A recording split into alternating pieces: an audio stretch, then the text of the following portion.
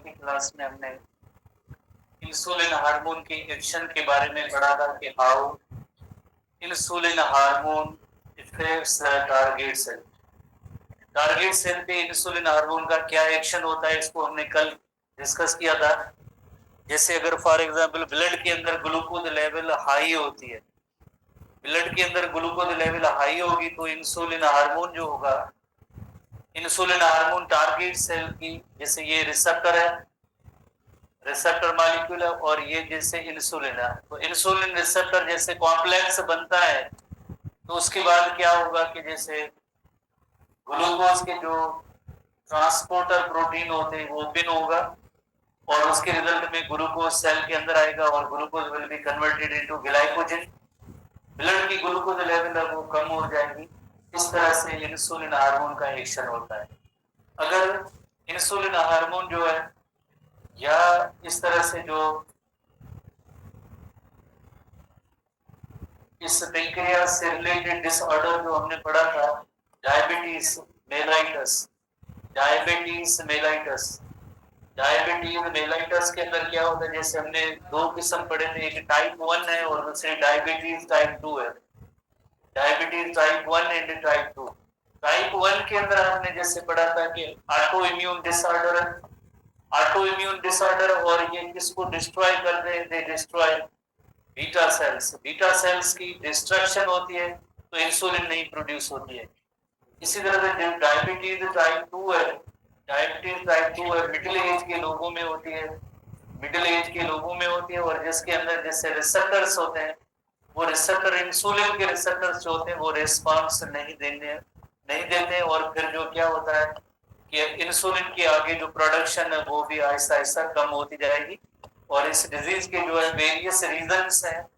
इस रीजंस में एक जेनेटिक हिस्ट्री है, जेनेटिक रीजन यानी फैमिली हिस्ट्री है। अगर फैमिली के अंदर कोई मेंबर है, फैमिली के अंदर कोई मेंबर है डायबिटीज का शिकार है, तो आगे दूसरे मेंबर्स में ये, जैसे एक लाइफ स्टाइल है, passive mode of life style है, या एक डाइट है, उसके अंदर डाइट भी आ जाती है। स्ट्रेस का एक बहुत ही बड़ा इंपॉर्टेंट रोल होता है, जिसकी वजह से जो है डायबिटीज टाइप 2 हो सकती है। तो अगर किसी भी पर्सन को, अनलकी पर्सन को डायबिटीज होती है, तो उसकी जो फर्स्ट 3 साइंस ऐसी होती हैं जिससे पता चलता है कि ही और she is going to be diabetic. Diabetes के अंदर पहले जैसे यूरिनेशन का अमल जो है फ्रीक्वेंट होगा, जल्दी जल्दी यूरिनेशन होगी, यूरिनेशन का अमल जो है फ्रीक्वेंट होगा। जैसे इंसान आमतौर पे जैसे वाटर की ड्रिंकिंग जैसे उसका अमल होता है, जितना वाटर ड्रिंक करता है तो उतना ही जैसे यूरिन उसकी क्वांटिटी प्रोड्यूस होती है। पर वाटर की भी इतनी ड्रिंकिंग ना हो, पर उसके बावजूद भी जैसे फ्रीक्वेंट यूरिनेशन हो रही है, तो इसका मतलब है कि उस पर्सन में डायबिटीज होने जा रही है। यूरिनेशन होगी तो इतनी ज्यादा थ्रस्ट, प्यास ज्यादा लगेगी, क्योंकि बॉडी का वाटर जो है यूरिन की सूरत में लूज हो रहा है। और इसी तरह से उस पर्सन की यूरिन के अंदर जो ग्लूकोज है वो भी यूरिन के अंदर पास होगी, तो उस पर्सन को हंगर। 3 ऐसी निशानियां होती है, ये एक इंडिकेशन होती है, इंडिकेशन होती है, निशानी होती है किसी भी पर्सन में, अगर ये फ्रीक्वेंट या तेजी से जल्दी जल्दी यूरिनेशन हो, प्यास बहुत ज्यादा लगे, भूख बहुत ज्यादा लगे, अगर ये 3 निशानियां आए तो इसका मतलब है कि उसको जो है डायबिटीज जो है वो अब होने वाली है या हो गई है। तो 3 इन इंडिकेशन से पता चलता है। तो आखिरकार ऐसा क्या होता है जिसकी वजह से यूरिनेशन जो है फ्रीक्वेंट होती है, थ्रस्ट। तो इस तरह से हम एक छोटी सी पॉइंट को नोट करते हैं। जैसे हमने किडनीज के हवाले से पढ़ा था, जो यूरिन होता है उस यूरिन के अंदर जो है ग्लूकोज के ट्रेसेस नहीं होते। जो नॉर्मल पर्सन होता है उसमें जो ग्लूकोज के ट्रेसेस नहीं होते, क्यों कि ग्लूकोज जो है नॉर्मली जैसे वो ब्लड के अंदर मेंटेन है, एक्सेस नहीं है। जो डायबिटीज जिनको होती है, जिन पर्सन को डायबिटीज होती है, तो उसकी जो ग्लूकोज जो है वो ग्लूकोज जो है यूरिन में पास होती जाएगी। जाहिर है जब यूरिन में पास होती जाएगी तो इंसान को जैसे एनर्जी की नीड होगी, वो एनर्जी अपनी कहाँ से हासिल करेगा, वो एनर्जी अपने हासिल करेगा लिपिड की ब्रेकिंग से। लिपिड से जो अक्सर जो है अपनी एनर्जी हासिल करता है। तो लिपिड किस तरह से, जैसे अगर लिपिड के जरिए जैसे अपनी एनर्जी हासिल करेगा, तो उसका इफेक्ट क्या होगा? लिपिड्स की जब ब्रेकिंग डाउन का अमल होगा तो ब्लड के अंदर जो फैटी एसिड्स और ग्लाइसरोल जो है इसमें ये लिपिड कन्वर्ट होंगे और फैटी एसिड की डिपोजिशन की वजह से फैटी एसिड्स की डिपोजिशन की वजह से ब्लड वेसल्स के अंदर ग्रोथ अपियर होगी, कोलेस्ट्रॉल बन जाएगा तो फिर एक कंडीशन डेवलप होती है atheromatous plaque, low density lipoprotein atheromatous plaque बन जाता है ब्लड वेसल्स के अंदर, जिसकी वजह से ब्लड फ्लो इवन नहीं होता है। इवन ना होने की वजह से ऐसे पर्सन में हाई ब्लड प्रेशर रहेगा, हाई ब्लड प्रेशर और जैसे कार्डियक अरेस्ट या जैसे आपके हार्ट अटैक के चांसेस ज्यादा होते हैं, क्योंकि ब्लड वेसल्स जो है वो ब्लॉक किसी भी जगह पे हो सकते हैं, या इनके अंदर स्ट्रोक के चांसेस ज्यादा होते हैं, क्योंकि ऐसे लोगों के अंदर जो है लाइक जो एनर्जी का सोर्स होता है वो लिपिड्स होते हैं। ग्लूकोज तो वो यूरिन के अंदर पास हो जाएगी और लिपिड की ब्रेकिंग डाउन की वजह से ऐसे फैटी एसिड्स जब बनेंगे तो ब्लड के अंदर जो है कोलेस्ट्रॉल भी बन जाएगी, कोलेस्ट्रॉल ज्यादा होने की वजह से प्लाक बन जाएंगे, फिर high blood pressure, heart attack और स्ट्रोक भी जैसे डायबिटीज के लोगों के अंदर चांसेस दूसरे आम लोगों और डायबिटिक पर्सन में ये कंडीशन जरा ज्यादा ही डेवलप होती है। इसके अलावा डायबिटीज के अंदर जैसे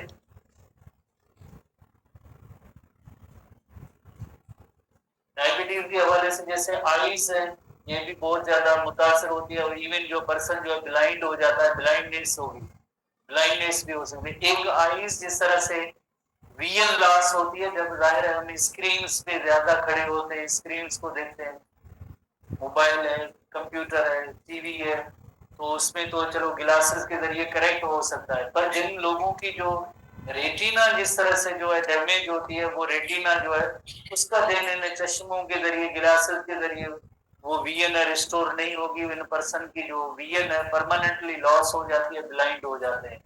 काफी सारे जो खास तौर पे आर्म्स, लेग्स वगैरह उनकी जो एंडिंग्स होती है उनकी नर्व्स भी डैमेज होती है, देन उन पार्ट को इवन कट भी करना पड़ता है। बहुत ही एक कॉम्प्लिकेटेड प्रोसेस है जो फिनोमेना है डायबिटीज का। ये किडनीज है, ये भी फेलियर होने के चांसेस ज्यादा होते हैं बिकॉज ग्लूकोज और इस तरह से जो है, तो किडनी फेलियर का भी अमल हो सकता है, हार्ट की भी डिजीज का अमल हो सकता है ये, और आईज के हवाले से ब्लाइंडनेस भी होगी। जस्ट एक बात नहीं है कि ब्लड के अंदर ग्लूकोज लेवल हाई, पर उसका जो इफेक्ट होता है बाकी जितने भी दूसरे ऑर्गन होते हैं, इवन ब्रेन पे भी होता है। ब्रेन को अगर प्रॉपर न्यूट्रिएंट्स ना मिले तो पर्सन जो है उनके ब्रेन टिश्यूज के आहिस्ता आहिस्ता डेथ भी होने लगती है। ब्रेन टिश्यू कोई भी अगर जो उसका डेथ होता है तो उसका रिपेयर भी नहीं होता है। तो ये सारी चीजें जो है डायबिटीज से रिलेटेड है, और थोड़ी सी हम इसकी रीडिंग करेंगे जो एसटीबी बुक की है, और फिर उसके बाद एक नेक्स्ट रीडिंग में आएंगे। पेज नंबर 114 पेज पे आप आएंगे, 114 पेज, 114 पेज और डायग्राम से नीचे जो पैरा है इस पे आएंगे। Lack of functional insulin in diabetes causes the body to rely much more heavily on fats as energy source। जाहिर है ग्लूकोज यूरिन के अंदर पास हो जाएगी तो डायबिटिक पर्सन होगा, उसका जो सोर्स ऑफ एनर्जी जो होगा लिपिड होगा। जैसे आपने मे भी ऑब्जर्व किया वो पाकिस्तान के अंदर वेरी कॉमन है ये डिजीज। अगर कोई भी पर्सन चाहे जितना हेल्दी फैटी क्यों ना हो, पर जिसको डायबिटीज होती है तो देन चंद दिनों के बाद, महीनों के बाद वो बिल्कुल उसकी जो है वेट लॉस भी होता है, पतला सा हो जाता है। वाई बिकॉज उसकी जो फैट की मेटाबॉलिज्म होती है, फैट की जो लिपिड की इनकी ब्रेकडाउन का अमल होता है, एनर्जी सारी वहीं से हासिल होगी। Rely on fats as an energy source leading to high circulating level of the lipids. उसकी वजह से जो है लिपिड्स, फैटी एसिड, ट्राइग्लिसराइड सब ब्लड के अंदर इनकी कंसंट्रेशन ज्यादा हो जाती है, और इंक्लूडिंग कोलेस्ट्रॉल लेवल भी बढ़ जाएगी। Severe diabetic cases causes fat deposit in blood vessels resulting in a high blood pressure and heart disease। तो आगे जाके कोलेस्ट्रॉल भी इनके अंदर जमा हो जाता है, कोलेस्ट्रॉल जमा होने की वजह से then high blood pressure, stroke और हार्ट फेलियर जैसे अमल हो सकते हैं। Resulting in high blood pressure and heart disease, fatty deposition in small vessel can cause damage to the retina of the eye, leading to the blindness and leading to the kidney failure। Kidney failure भी हो सकता है, blindness भी हो सकती है, ये सारे इफेक्ट होते हैं इस डायबिटीज के होते हैं। देन आप आएंगे डायबिटीज टाइप 1 जो हमने कल पढ़ा था, आज भी जैसे हमने चार्ट बनाया है कि ऑटो इम्यून डिसऑर्डर है। जब हमारा इम्यून सिस्टम अपने सेल्फ और नॉन सेल्फ टिश्यूज में आइडेंटिफिकेशन उनमें नहीं रहती है, तो ऐसी डिजीज को हम कहते हैं ऑटो इम्यून डिसऑर्डर। यानी हमारा अपना ही इम्यून सेल होता है, अपने ही सेल्स को किल कर रहा है। कौन से सेल्स? Beta cell. तो जाहिर है इंसुलिन प्रोड्यूसिंग सेल तो बीटा सेल है, तो देन बीटा सेल डिस्ट्रॉय हो जाएंगे, destroy its own beta cell, so that little or no insulin is produced, usually caused by the body producing antibodies against beta cells. In islets of Langerhans, it is treated by using insulin injections to control the blood glucose level. तो इन बच्चों की जैसे आगे as भी बहुत ही मुख्तसर होती है, इतनी ज्यादा नहीं होती है, इंसुलिन के इंजेक्शन के जरिए इनको ट्रीट किया जाता है, पर डेथ हो जाती है जल्दी। Diabetes type 2 is associated with the genetic history. Genetic history की मीनिंग होती है कि जिसमें फैमिली टेंडेंसी हो, फैमिली हिस्ट्री हो। ओबेसिटी भी एक रीजन होता है। ओबेसिटी का मतलब है मोटापा। जैसे छोटी एज के अंदर जैसे मोटापा के लोग जो बच्चे शिकार हो जाते हैं, आगे भी जैसे मोटापा होगा तो उनमें जो है डायबिटीज हो सकती है। स्ट्रेस है, lack of exercise and old age. Old age बुढ़ापन के अंदर भी जैसे हो सकती है। स्ट्रेस है, एक्सरसाइज में कम होना, यानी लाइफ स्टाइल है, पैसिव मोड ऑफ लाइफ हो, जैसे घर के काम आम जो होते हैं वो इंसान को अपने काम एटलीस्ट अपने खुद ही करने चाहिए। पर कहे कि मुझे पानी पिलाएं, मुझे खाना खिलाएं, दे मैं बैठा हूँ, मेरे लिए बुक वहां से पढ़ा है वो नीचे उतार के ले दें तो फिर पढ़ूं, तो इस तरह से जो जाहिर चीजें होंगी तो ये पैसिव मोड ऑफ लाइफ होगी और देन डायबिटीज के लोग शिकार हो जाते हैं। डाइट का भी एक बहुत ही इंपॉर्टेंट रोल है। जैसे आजकल नौजवानों के अंदर वेरी पॉपुलर एक डाइट, एक कोल्ड ड्रिंक या सॉफ्ट ड्रिंक है, रेड कलर की है, जिसका नेम स्टिंग होता है। और ये स्टिंग जो है ना, ये एक तबाही की निशानी है, जो डायबिटीज को करवाने में इस स्टिंग का बहुत ही बड़ा किरदार होता है। एक स्टिंग को आप ऐसे समझे, उसके अंदर जैसे इतनी बड़ी जो चीनी है वो डाली हुई है डेली बेसिस पे। तो आज या कल, आज पीने से कल डायबिटीज नहीं होगी। यकीनन जो इंसान की एज जब 30 के करीब होगी तो शुगर लेवल जो होगी बिल्कुल बॉर्डर लाइन पे आ जाती है। बस बॉर्डर लाइन है, बस थोड़ी सी अगर डाइट में केयर नहीं की तो डायबिटीज हो जाएगी। तो इसका जो ये नहीं फायदा तो हमें नजर आते, पता नहीं क्या फायदा है, पर नुकसान जो थोड़ा देर से होगा, ये एक डैमेज देने वाली एक कोई है। In type 2 insulin is produced but body cells do not respond to insulin. Insulin तो प्रोड्यूस हो रही है, जो टारगेट सेल है उसको रेस्पॉन्स नहीं दे रहा, क्योंकि इसके जो रिसेप्टर्स होते हैं वो प्रॉपर्ली वर्क नहीं करेंगे। Respond to it can be controlled by adopting low carbohydrate diet. तो ऐसी कंडीशन के अंदर जो है जस्ट मैनेज किया जा सकता है, डायबिटीज को खत्म नहीं किया जा सकता। कैसे मैनेज किया जा सकता है? एक मेडिकेशंस है, मेडिकेशंस के जरिए जैसे इसको मैनेज किया जाता है। एक स्ट्रिक्ट डाइट होनी चाहिए। ऐसी डाइट जिसके अंदर ग्लूकोज लेवल बढ़ सकती है वो यूज नहीं करनी चाहिए।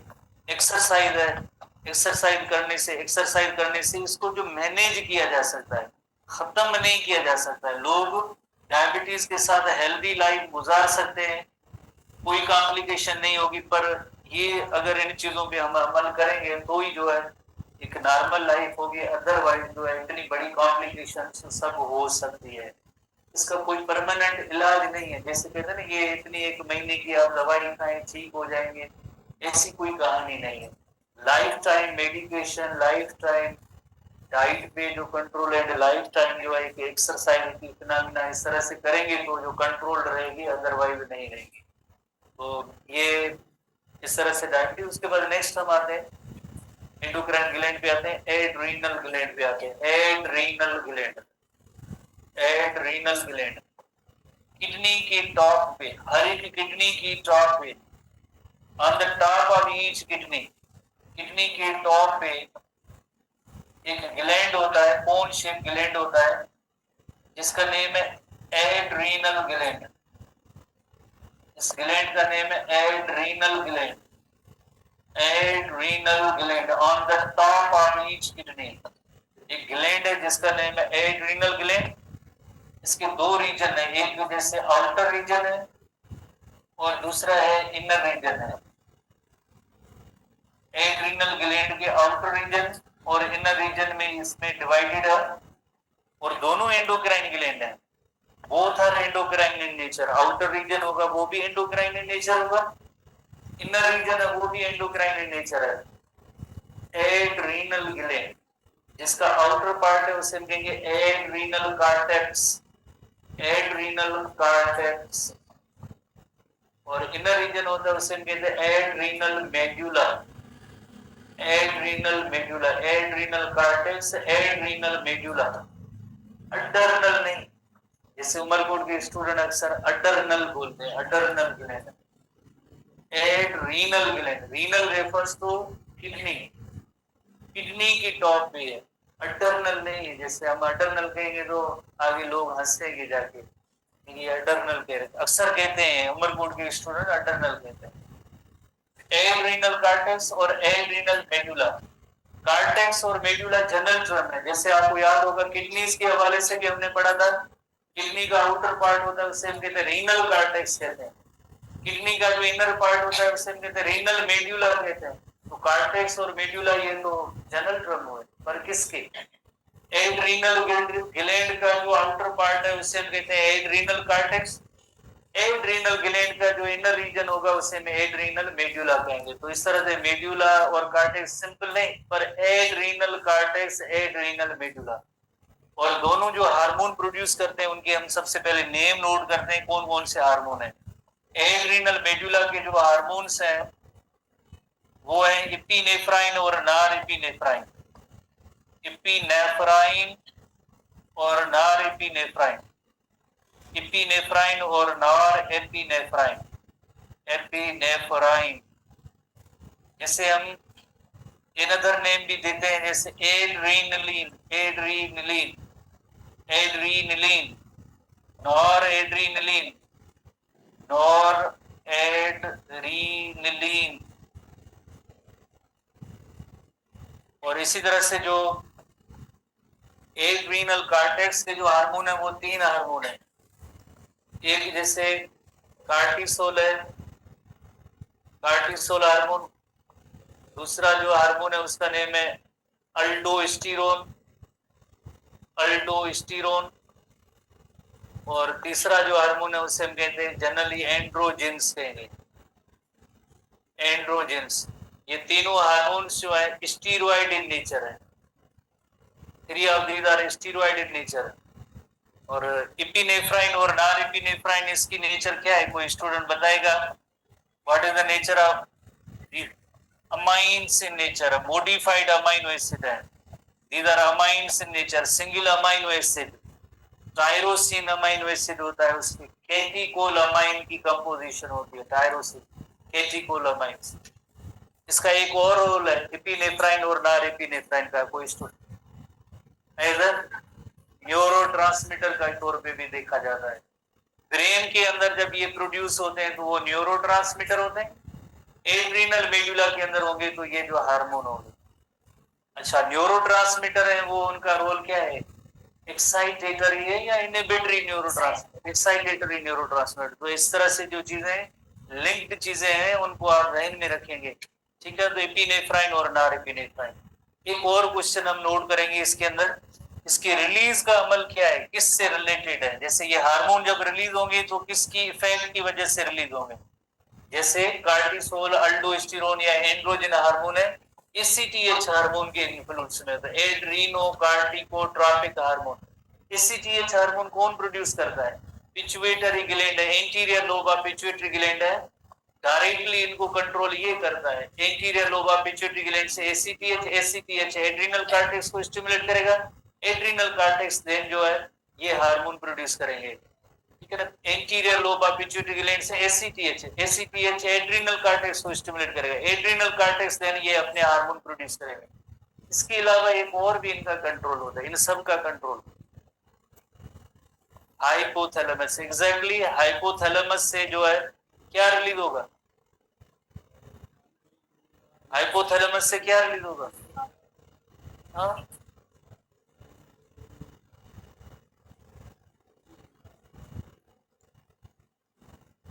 कार्टिकोट्रोपिन releasing hormone, CRH, CRH anterior लोबा पिट्यूटरी ग्लैंड को स्टिमुलेट करेगा, एंटीरियर लोबा पिट्यूटरी ग्लैंड ACTH प्रोड्यूस करेगा, ACTH देन एड्रिनल कॉर्टेक्स और एड्रिनल कॉर्टेक्स देन जो है ये 3 ऑफ द हार्मोन प्रोड्यूस करेंगे जिन्हें हम कहेंगे स्टीरॉइड कहेंगे। These collectively hormones are called steroids, जिन्हें लाइक कार्टिकॉइड्स भी कहते हैं। These hormones are also called the corticoids.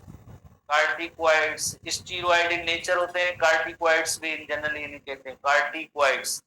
कार्टिकॉइड्स 3 hormones जो होते हैं वो एड्रिनल कॉर्टेक्स से होते हैं जो स्टीरॉइड इन नेचर होते हैं, और ये 2 हार्मोन जो एड्रिनल मेडुला के हैं जो अमाइन इन नेचर होते हैं। इसी तरह से जैसे हमने इसकी रेगुलेशन पढ़ी, इन हार्मोन्स की क्या है रेगुलेशन, ये हार्मोन कैसे रेगुलेट होते हैं, कैसे रिलीज होते हैं, इनका कंट्रोल किसके पास है, या खुद ब खुद हार्मोन प्रोड्यूस होते हैं।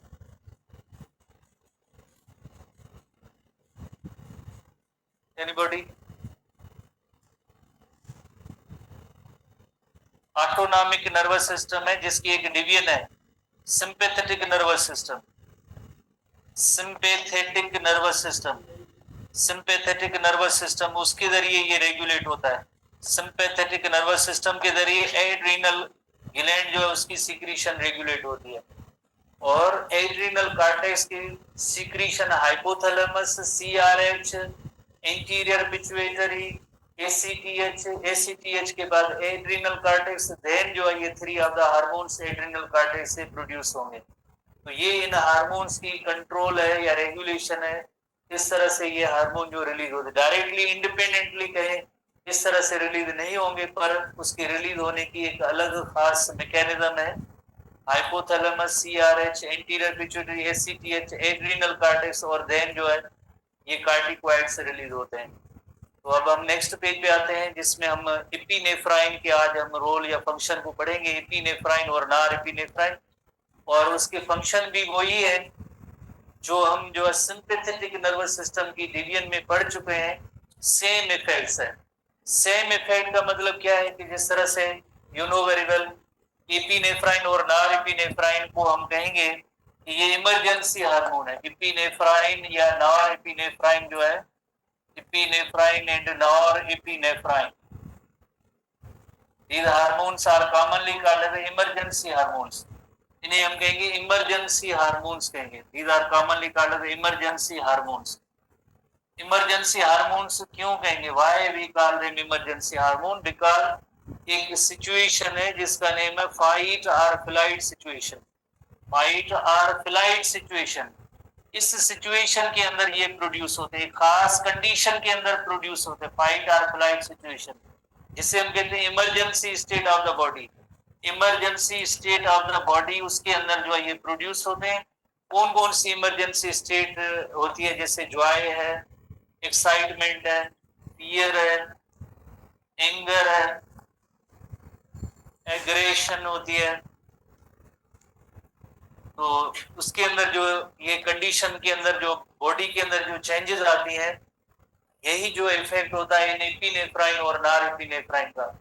अगर आपको थोड़ा बहुत याद हो, तस्वीर आपके वो जहन में हो सिंपैथेटिक नर्वस सिस्टम वाली, सबसे पहले आपने देखा कि आई बॉल जो है बड़े होते हैं, आई बॉल बड़े होते हैं। उसके बाद जैसे सलाइवरी ग्लैंड की सीक्रेशन इनहिबिट हो जाती है। हार्ट के अंदर आप आए, चेस्ट के अंदर आए, जैसे हार्ट बीट इंक्रीज होती है, ब्रीदिंग रेट इंक्रीज होता है। देन आप लिवर की तरफ आए, glycogen is converted into glucose ताकि मोर एनर्जेटिक एक्टिविटी हो। एड्रिनल ग्लैंड आपको याद होगा, एड्रिनल ग्लैंड एपिनेफ्राइन और नॉर एपिनेफ्राइन प्रोड्यूस होंगे जो सेम इफेक्ट वही प्रोड्यूस करेंगे। देन जीआईटी की तरफ जो ब्लड सर्कुलेशन होती है वो कम जाती है, और ये सारे फंक्शन इसके इनहिबिट होते हैं। स्किन की तरफ भी सर्कुलेशन कम जाती है, ब्लड सर्कुलेशन ज्यादा जाती है एक स्केलेटल मसल्स की तरफ, और दूसरा लाइक जो है हार्ट की तरफ, इंटरनल इन ऑर्गन की तरफ ये जरा ज्यादा जाती है। तो ये सारे जो इफेक्ट होते हैं एपिनेफ्राइन और नॉर एपिनेफ्राइन के होते हैं। इमरजेंसी स्टेट के हर वक्त नहीं, एक खास सिचुएशन थोड़ी देर के लिए ऐसे हार्मोन प्रोड्यूस होंगे, उसके बाद जैसे ये स्टॉप हो जाते हैं। तो आप आएंगे पेज नंबर 115 पेज पे आप आएंगी, एड्रिनल मेडुला को हम डिस्कस करते हैं। 115 पेज पे एड्रिनल मेडुला को डिस्कस करते हैं। The adrenal medulla जो सेंट्रल पार्ट है प्रोड्यूसेस 2 हार्मोन्स, कौन से एपिनेफ्राइन एंड नॉरएपिनेफ्राइन, जिनका अल्टरनेटिव नेम है वो भी आपने नोट करना है, याद करना है। इन रिस्पॉन्स टू स्ट्रेस, एक स्ट्रेस और इमरजेंसी स्टेट है, कौन सी खास कंडीशन के अंदर ये हार्मोन प्रोड्यूस होंगे, हर वक्त नहीं। तो the action of these hormones trigger alarm response similar to those elicited by the sympathetic nervous system. जो सिंपैथेटिक नर्वस सिस्टम के अंदर जो एक्शन हो रहा था बॉडी के अंदर, वही सेम जो इफेक्ट जो प्रोड्यूस होगा, same effect will be produced, कोई और दूसरा नहीं, वही सेम। कौन कौन से जैसे उस इफेक्ट के अंदर है जो कंडीशन अपीयर होती है, to prepare the body for extreme effort among the effect of these hormones are such as increased heart rate, increased blood pressure, dilation of the bronchiole, bronchiole की डायलेशन और widening होना, breathing rate fast हो जाना, elevation in blood glucose, elevation का मतलब है increased level होगी। Increase level कैसे, glycogen is converted into glucose, तो जाहिर है ब्लड की ग्लूकोज लेवल बढ़ जाएगी, तो ये elevation in blood glucose level. Reduced blood flow towards skin and digestive system, very important question. Reduced की मीनिंग होती है कम, स्किन और जैसे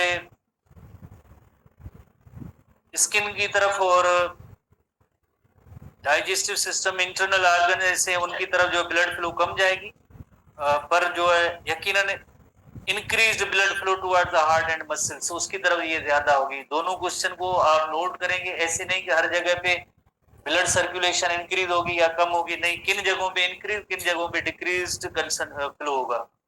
adrenal medulla is activated by the sympathetic nervous system which prepares the body to respond to emergencies. Emergencies क्या है, emergencies ये है जैसे जॉय है, एक्साइटमेंट है, फियर है, एंगर है, इमरजेंसी स्टेट होती है, उसके लिए जनरली इमरजेंसीज कहा जाता है। और इसकी जो रेगुलेशन कैसे होती है, जैसे हमने पहले ही नोट किया, ऑटोनॉमिक नर्वस सिस्टम की एक डिवीजन है सिंपैथेटिक नर्वस सिस्टम। इन हार्मोन की रिलीज में इनका रोल होता है या किरदार होता है। बॉडी के अंदर जब ऐसी सिचुएशन डेवलप होगी, सिंपैथेटिक नर्वस सिस्टम की डिवीजन है इसको रेगुलेट करती है। उसके बाद जैसे हम नेक्स्ट जो है एड्रिनल कॉर्टेक्स को देखते हैं, काफी सारी पॉइंट्स तो हमने पढ़ ली है।